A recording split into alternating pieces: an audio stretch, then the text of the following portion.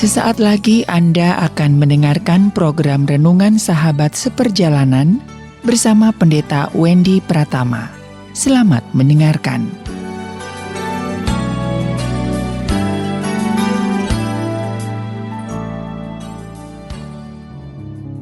Selamat berjumpa kembali di dalam layanan audio Sahabat Seperjalanan.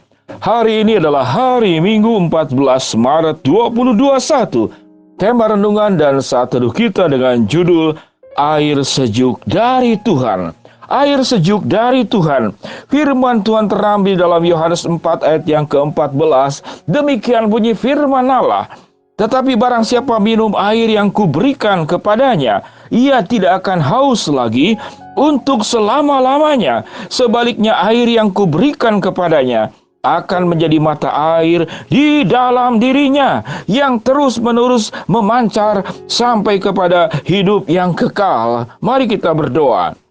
Bapa yang di dalam sorga, jikalau kami boleh belajar di dalam kehidupan keseharian kami, sebenarnya apa yang dikejar oleh kehidupan manusia. Ya Tuhan, Engkau sudah memberikan kepada kami sebuah pemahaman bahwa tatkala kami dekat dengan Allah, sekalipun hidup kami di tengah-tengah dunia yang gersang dan kering ini, kami tetap akan menerima aliran air hidup yang firman-Mu berkata, bahkan air itu akan tetap ada di dalam diri kami dan memancar menjadi mata air yang terus-menerus mengalir sampai kepada hidup yang kekal. Berfirmanlah Tuhan, kami siap untuk mendengar. Di dalam nama Tuhan Yesus kami berdoa. Amin.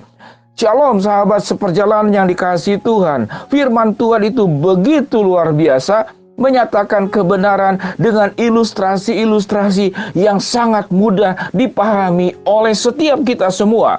Sahabat seperjalanan yang dikasihi Tuhan, kebutuhan kita akan Tuhan adalah seperti dilambangkan dengan kebutuhan akan air. Kita paham di seluruh makhluk di dalam dunia ini, baik itu tumbuhan, binatang, dan termasuk kita, manusia, kita sangat membutuhkan air. Tanpa air kita akan meninggal.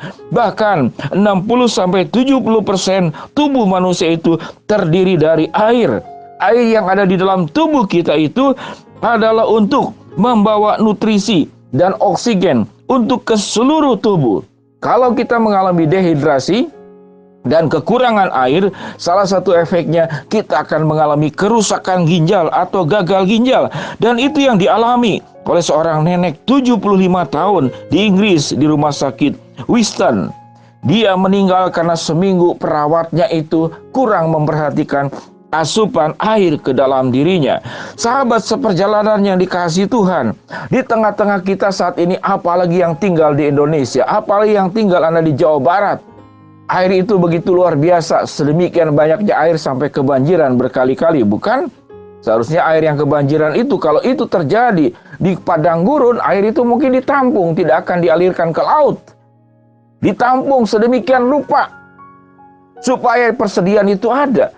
Namun kita yang berlimpah air, berlimpah hujan, karena kita ada dua musim, apalagi Jawa Barat. Jawa Barat itu salah satu tanah dan Pulau Jawa tanah yang paling subur di seluruh Indonesia. Mungkin juga di berbagai negara ini mengalami punya tanah-tanah yang subur luar biasa. Namun, mengapa banyak manusia yang hidup di tengah-tengah lahan yang subur, yang cukup air, namun hidupnya mengalami kekeringan? Betul, tidak mengalami kekeringan secara air nyata, air fisik, air minum yang kita terima, air hujan yang kita rasakan yang begitu luar biasa. Namun manusia mengalami kekeringan jiwa, kekeringan perasaan, kekeringan pikiran, kekeringan nilai-nilai hidup, kekeringan di dalam saling memaafkan, kekeringan di dalam saling menerima, kekeringan di dalam saling, katakanlah, punya pengertian, kekeringan di dalam kerukunan, kekeringan di dalam rasa ucapan syukur, kekeringan di dalam kemampuan berbagi, kekeringan di dalam kemampuan empati dan merasakan perasaan hidup orang lain. Inilah kegersangan hidup yang terjadi di dalam diri manusia. Allah sudah melimpahkan alam yang sedemikian kaya di atas hidup kita. Namun manusia mengalami kekeringan. Karena mengapa? Karena kehausannya itu, untuk memenuhi kehausannya adalah kehausan yang salah. Apa kehausan-kehausan yang salah di dalam hidup manusia? Haus kuasa, haus perhatian, haus kekayaan, haus kedudukan, haus pujian. Yang menakutkan adalah haus darah. Jadi sangat senang sekali melihat kematian yang terjadi. Itu terjadi di dalam zaman peperangan dunia pertama, kedua, dan ketiga. Dan manusia tidak berhenti-henti sampai abad sekarang berlomba-lomba di tengah zaman yang sudah modern seperti ini. Berlomba-lomba menciptakan katakanlah senjata-senjata pemusnah massal, di mana tidak perlu lagi dikirim tentara-tentara, prajurit-prajurit yang berperang seperti zaman terdahulu. Peperangan saat sekarang hanya dengan cukup memijat tombol. Ada berbagai macam bom-bom dan juga alat-alat perang, senjata-senjata perang yang cuma dipijit akan mencapai dari satu negara ke negara yang lain. Inilah hidup manusia yang haus akan darah. Bukankah kita manusia bukan nyamuk demam berdarah? Yang karena kebutuhan, kalau nyamuk tidak makan darah, dia mati. Namanya juga nyamuk demam berdarah. Hidupnya itu sangat tergantung daripada asupan darah untuk tubuhnya. Tidak ada pilihan lain. Gak ada nyamuk yang makan singkong atau ubi, bukan? Itu kebutuhannya dia. Tapi kenapa kita yang tidak membutuhkan darah, yang seharusnya malah donor darah, kita menjadi orang-orang yang haus darah, haus kuasa, haus perhatian, haus kekayaan. Yang kaya tidak puas dengan kekayaannya, berebut warisan. Bahkan banyak ada orang tua, kalau saudara baca di media massa, ibunya sendiri, ayahnya sendiri dituntut dihukum karena rebutan harta warisan. Haus kedudukan, haus pujian, dan yang paling menakutkan adalah haus darah. Seseorang yang tidak bertemu dengan Tuhan seperti perempuan Samaria yang bertemu dengan Tuhan. Yesus meminta air dari sumur Yakub, dan kemudian diberikannya, dan Tuhan Yesus memberikannya, disebut dengan aliran air kehidupan yang membawa kedamaian, yang menyelesaikan dosa-dosamu, yang mengubah kehidupanmu setelah engkau menjadi milik Kristus, menjadi anak-anak Allah yang diangkat. Sebagaimana tercatat dalam Yohanes 1 ayat ke-12, engkau adalah anak-anak Allah yang mewarisi hak waris kerajaan surga. Status anak Allah harus diikuti dengan karakter-karakter sebagai anak Allah yang menyatakan kehormatan, kemuliaan Allah yang ada di dalam hidupmu. Apa yang dikatakan? Engkau akan menjadi mata air yang di dalam dirinya, yang terus-menerus mengalir kehidupan yang kekal. Engkau tidak hanya menerima air kehidupan dari Tuhan, namun firman Tuhan berkata, engkau dipanggil menjadi mata air di dalam dirinya yang terus-menerus memancar. Artinya, sedemikian banyaknya air yang indah di dalam hidupmu, engkau bisa memberkati kepada orang-orang yang haus sekeliling kita. Haus perhatian, haus sentuhan, haus kasih sayang, haus pertolongan, karena mereka terjepit. Mereka hidup di dalam kegersangan, baik kegersangan ekonomi, kegersangan rumah tangga, kegersangan segala hal perhatian dan segala macam. Begitu banyak penyakit-penyakit kejiwaan. Silakan Anda boleh searching di Google. Berapa banyak penyakit kejiwaan? Sangat banyak, luar biasa. Mengapa? Karena manusia itu bukan haus akan air kehidupan, namun haus akan dunia ini, haus kuasa, haus perhatian, haus kekayaan, haus kedudukan, haus pujian, dan haus akan darah.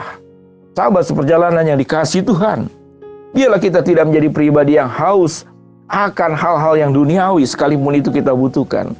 Namun kau seperti rusa yang ada di pinggiran sungai, yang haus akan kebenaran firman Allah, yang haus dekat bersama dengan Allah, yang haus hidup bersama dengan Tuhan, sehingga hidupmu penuh dengan ucapan syukur.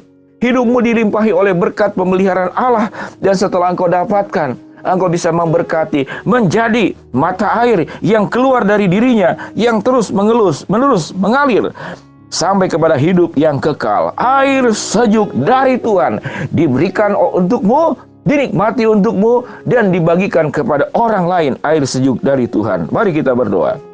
Bapa yang di dalam sorga, hamba-Mu berdoa buat sahabat seperjalanan yang sedang sakit di rumah sakit maupun di rumah.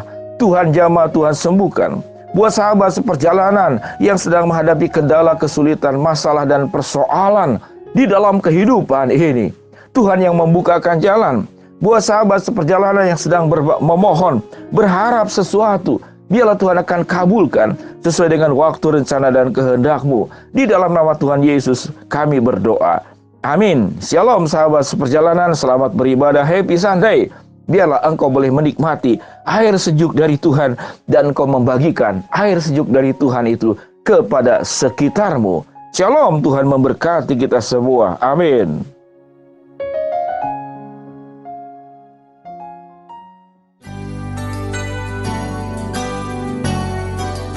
Anda baru saja mendengarkan program Renungan Sahabat Seperjalanan bersama Pendeta Wendy Pratama. Terima kasih atas perhatian Anda. Tuhan Yesus memberkati.